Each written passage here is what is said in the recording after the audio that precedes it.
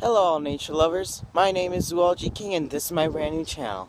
In this channel I'll be bringing you all around and showing you all different types of nature.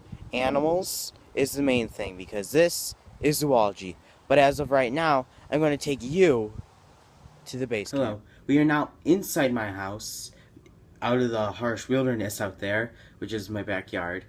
And we are now going to be going inside my room where we will be meeting our first ever animal inside this channel, the bearded dragon, my pet, my very own personal pet.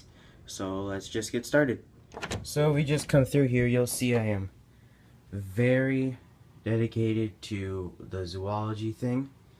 I've got Panther Crossing posters, this very nice lion picture. But here's the star of the show. The reason I brought you guys in here. This is my bearded dragon named Smog. We'll just take him out here. This right here is a bearded dragon. We'll have the scientific name right down here. And about the bearded dragon. As you will see, he is kind of big for a lizard. He'll grow up to 2 feet. Most of it's the tail, but still pretty big for a lizard. And he's got some predators out in the wild. Luckily, he's held captive over in his little cage over there. But, well, not little. It's a pretty big cage.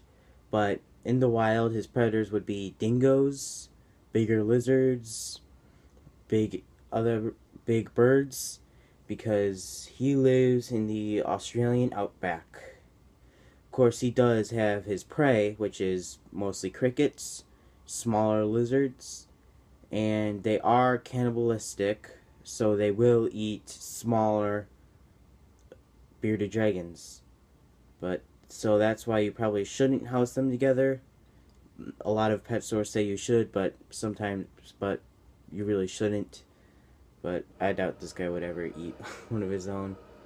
It's pretty chill. So if you'll see right here, this is a beard. This is the bearded part of the bearded dragon.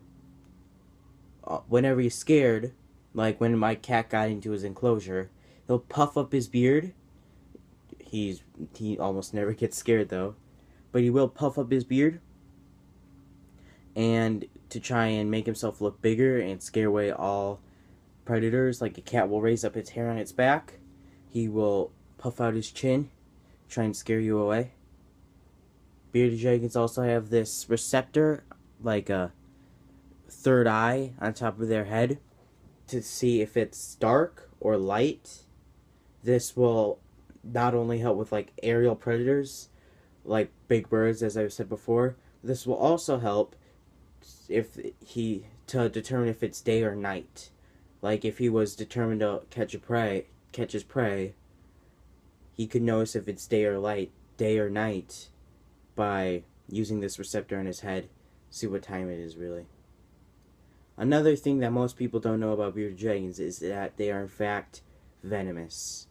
If they bite you, they will like inject venom, but it's very mild. You wouldn't know the difference if you were bitten and full of venom or if you just were going on. He has never bitten me ever, or even tried to. But even if he did, it wouldn't matter. It's just a very mild venom. I think you might get sick for a little bit. Sick to the stomach, maybe, but nothing huge. So this is the bearded dragon, climbing all over me now. And that's all for the bearded dragon. Now let's go into the next animal. This right here is the house cat. The house cat is very distantly related to bigger animals, bigger cat animals in the feline family, such as tigers, cougars, lions, and other large animals like jaguars and leopards. Obviously, the house cat is much smaller than most of them. This one's very squirmy right now. Like all cats, like all of the feline cats, the house cat can retract its claws so it can bring it back into its foot to make for silenter hunting. some animals, like some felines, like the cheetah, can't do this completely.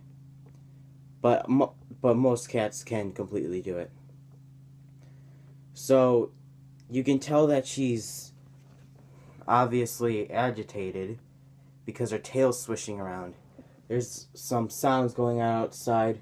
Somebody's mowing their lawn. So she is very aware and trying to get away from it because it could be a predator. She is still aware that something might attack her even though she is domesticated. She can have dilated pupils and sometimes big and round. They are very cool animals, but will also get pretty ornery at you if you keep tossing them around. So let's try and keep my fingers on, and we'll put her back right now. And see you with the next animal. This is a golden retriever. Golden retrievers are very distantly related to cats. They are still in the carnivora, but instead of felines, they are canines. And the golden retriever is very closely related to a wolf and a coyote. Unlike cats, though, the golden retriever does not have retractable claws. It is also much the domesticated version of the wolf. The golden retriever is much larger than the domesticated version of the tiger or a lion, the house cat, as we saw before. The way they sweat, instead of sweating like we do, they like to pant. So whenever we take this guy out for a walk, he'll always pant depending on how hot it is. So that was our animals. Oh, forgot that the scientific name was right down below. Alright. So, that was all 3 of our animals, and it's time for the closure. Alright, that was all of our animals, and it's just about time that we end this. So, say goodbye, Smog. Right. So, make sure you hit the like button, you leave a comment, you subscribe, and you hit the notification bell. Okay? Thank you for watching. And if you want to see more like this, please comment to let us know. And keep posted with the channel to see awesome nature videos about different places all over, anywhere. See you later.